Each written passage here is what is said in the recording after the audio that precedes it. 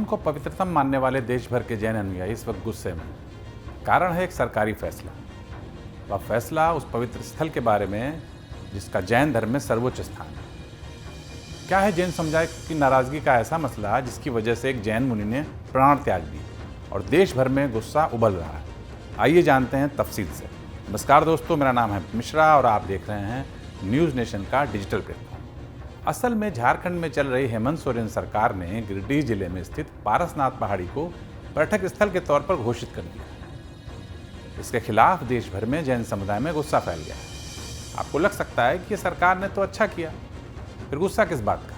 इस पूरे मामले को समझने के लिए तीर्थ स्थल और पर्यटक स्थल के फर्क को समझना होगा। फिलहाल इस फैसले को लेकर जैन समुदाय देश भर में प्रदर्शन कर रहा है। पारसनाथ पहाड़ी दुनिया भर के जैन धर्म मानने वालों के लिए सर्वोच्च तीर्थ स्थल समेश शिखर के रूप में प्रसिद्ध है। इसके अलावा जैन समुदाय का आक्रोश शत्रुंजय पर्वत पर भगवान आदिनाथ की चरण पादुकाओं को खंडित करने को लेकर भी भड़का हुआ है। हालांकि ज़्यादा बड़ा विवाद पारसनाथ पहाड़ी को लेकर है। झारखंड का हिमालय माने जाने वाले इस स्थल पर जैनियों का पवित्र स्थल शिखर जी स्थापित है। इस पुण्य क्षेत्र में जैन धर्म के 24 में से 20 तीर्थंकरों ने मोक्ष प्राप्त किया था।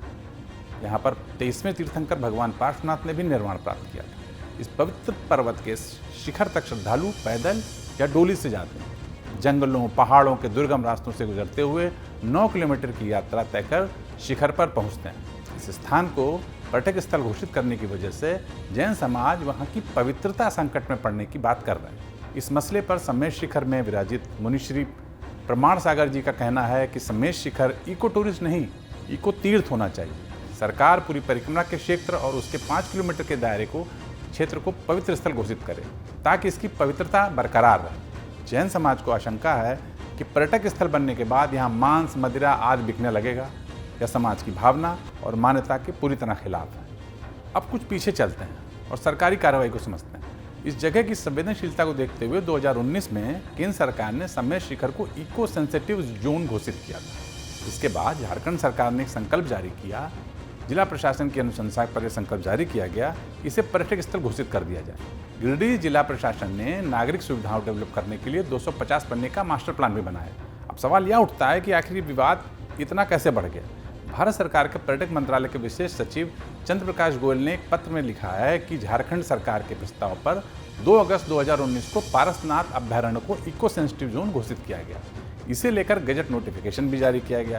लेकिन इसके बाद केंद्र सरकार को जैन समाज और अन्य लोगों की तरफ से कई सुझाव आए कि इस क्षेत्र को इको सेंसिटिव जोन घोषित करने से इलाके में पर्यटक गतिविधियां बढ़ गई हैं। इसकी वजह से उनकी धार्मिक आस्था प्रभावित हो रही है। इसको लेकर झारखंड सरकार की तरफ से 22 दिसंबर 2022 को पत्र भेजकर यह भरोसा दिलाया गया था कि पारसनाथ में जैन आस्था को प्रभावित नहीं होने दिया जाएगा। लेकिन उस पत्र में इको सेंसिटिव जोन से जुड़े नोटिफिकेशन में बदलाव का कोई जिक्र नहीं था। इसलिए जैन धर्मावलंबियों की आस्था का ख्याल रखते हुए यह जरूरी है कि राज्य सरकार नए सिरे से प्रस्ताव भेजे ताकि नया नोटिफिकेशन जारी किया जा सके। दूसरी तरफ झारखंड पर्यटन विभाग के विभागीय सूत्रों से मिली जानकारी के मुताबिक पारसनाथ को धार्मिक पर्यटक स्थल की श्रेणी में निकालने को लेकर चर्चा चल रही है। यह व्यवस्था 2019 में ही लागू हुई थी, फिर इतने साल बाद विवाद क्यों खड़ा हुआ? फिलहाल विभाग इस बात का भी अध्ययन कर रहा है कि दूसरे राज्यों में धार्मिक पर्यटन स्थलों का संचालन कैसे हो रहा है। 22 दिसंबर को गिरिडीह के डीसी ने पारसनाथ विकास प्राधिकरण की बैठक की थी। उन्होंने 6 सदस्यीय कमेटी बनाने की बात कही थी। उन्होंने भरोसा दिलाया था कि क्षेत्र की पवित्रता पर किसी तरह की आंच नहीं आने दी जाएगी। जैन धर्म से जुड़े लोगों का कहना है कि पिछले साल नववर्ष के मौके पर भारी संख्या में सैलानी उमड़े थे।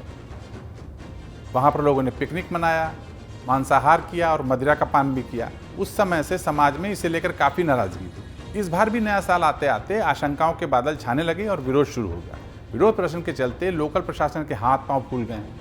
लेकिन अब वह इस बात को सही ठहराने के तर्क दे रहा है कि पर्यटक क्षेत्र घोषित करने से इलाके को ही फायदा होगा। झारखंड के पर्यटक सचिव मनोज कुमार का कहना है कि पर्यटक स्थल की सूची संबंधी नोटिफिकेशन से बाहर कर देना इसका समाधान नहीं है। विभाग इसके एक्ट में संशोधन का प्रस्ताव बना रहा है। इसमें पर्यटक स्थल को जैन के धार्मिक पर्यटक स्थल के रूप में परिभाषित किया जाएगा। ऐसा करके वहाँ की व्यवस्थाएं बेहतर की जा सकेंगी। उनका यह भी कहना है कि मांग के मुताबिक हम एक्ट में संशोधन कर धार्मिक जैन तीर्थ स्थल कर रहे हैं, लेकिन इसमें पेच ये है कि जब टूरिस्ट एक्ट लागू नहीं होगा तब सरकार इलाके में प्लानिंग करने और मदद करने की स्थिति में नहीं होगी। कुमार ने कहा कि सरकार की अथॉरिटी लागू करेगी तो कुछ लोगों को हर हाल में इसे मानना होगा। हर मंदिर और हर तीर्थ स्थल के लिए एक अथॉरिटी होती ही है, वो मंदिर प्रबंधन समिति के साथ मिलकर काम करते हैं। यहाँ भी हम अथॉरिटी में जैन धर्म के 6 लोगों को शामिल करेंगे और उनके हिसाब से ही चीज़ों को लागू करेंगे। वैसे भी यह इको सेंसिटिव जोन घोषित है, तो विकास कार्य होना इस स्थान पर मुमकिन नहीं है। तो कुल मिलाकर सरकारें अभी इसके बीच का रास्ता निकालने में लगी हुई है। वैसे झारखंड सरकार ने पारसनाथ डेवलपमेंट अथॉरिटी पहले ही बना रखी है। इसी की अनुशंसा पर यहाँ पर जो भी कामकाज होता है वो इस अथॉरिटी की अनुशंसा पर ही होता है। पर्यटक सचिव का कहना है कि अब इसी अथॉरिटी को और मजबूत बनाया जाएगा। कोशिश होगी कि जैन धर्म नहीं मानने वाले लोगों को यहाँ ना आने दिया जाए। अगर वो जाएं भी तो कम से कम जैन धर्म के जो मूल नियम कायदे हैं उनको अच्छी तरह से पालन करें। इस अथॉरिटी को पावर दिया जाएगा कि वो किसी खास इलाके को लेकर खास आदेश भी जारी कर सके। यह अथॉरिटी भी तभी रहेगी जब वह टूरिस्ट डेस्टिनेशन के रूप में नोटिफाई होगा। ये काम तो प्रशासन अपने स्तर पर कर रहा है। अब प्रशासन के ऐसे आश्वासनों और दावों के बावजूद भी जैन तीर्थ सम्मेद शिखर को पर्यटक स्थल घोषित करने का विरोध बढ़ता जा रहा है।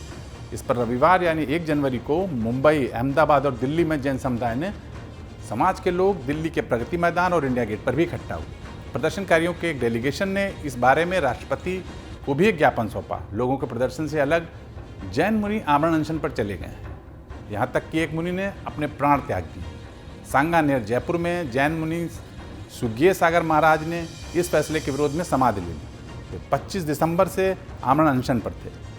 वह झारखंड सरकार के फैसले से व्यथित थे और 10 दिन आमरण अनशन करने के बाद 72 साल की उम्र में सुग्गिय सागर जी ने प्राण त्याग दिए।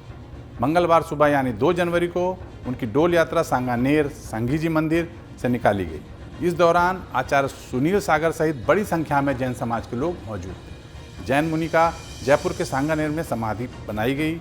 अब मुनि सुग्गिय सागर के बारे में कुछ जान लीजिए। उनका जन्म जोधपुर के बिलाड़ा में हुआ था, लेकिन उनका कर्म क्षेत्र मुंबई के अंधेरी रहा। उन्होंने आचार्य सुनील सागर महाराज से गिरनार में दीक्षा ली थी। बांसवाड़ा में मुनि दीक्षा और सम्मेद शिखर में क्षुल्लक दीक्षा ली थी। मुनि ने शुरू से उपवास व्रत की पालना की और अंत में तीर्थ को बचाने के लिए उपवास रखा। संत का घर नाम नेमिराज था। फिलहाल जैन समाज का आंदोलन जारी है। जयपुर में जैन मुनि आचार्य शशांक ने कहा कि सम्मेद शिखर को पर्यटक स्थल घोषित करने के लिए जैन समाज अभी अहिंसक तरीके से आंदोलन चला रहा है, लेकिन आने वाले दिनों में आंदोलन उग्र भी हो सकता है। इधर सम्मेद शिखर पर यूपी में भी राजनीति शुरू हो गई। उत्तर प्रदेश की राजनीति में सम्मेद शिखर विवाद में विपक्ष 2 भागों में बटा नजर आ रहा है। मुख्य विपक्षी दल समाजवादी पार्टी यानी सपा 2 सुर में बात कर रही है। समाजवादी पार्टी के नेता अखिलेश यादव ने सम्मेद शिखर विवाद में जैन सरकार का समर्थन किया है। वहीं अबू आजमी जैन समाज को समर्थन न देने की बात कर रहे हैं। फिलहाल शांतिप्रिय जैन समाज गुस्से में है और लगातार अपनी मांग को उठा रहा है, चाहे वो ज़मीन पर हो या सोशल मीडिया पर हो। तो आने वाला वक्त बताएगा कि सरकार इन मांगों का हल कैसे निकालती है। फिलहाल आप बताइए कि आपको वीडियो कैसा लगा, और ऐसे ही वीडियो अगर आपको और देखने हैं तो सब्सक्राइब करिए न्यूज़ नेशन का यूट्यूब चैनल। धन्यवाद।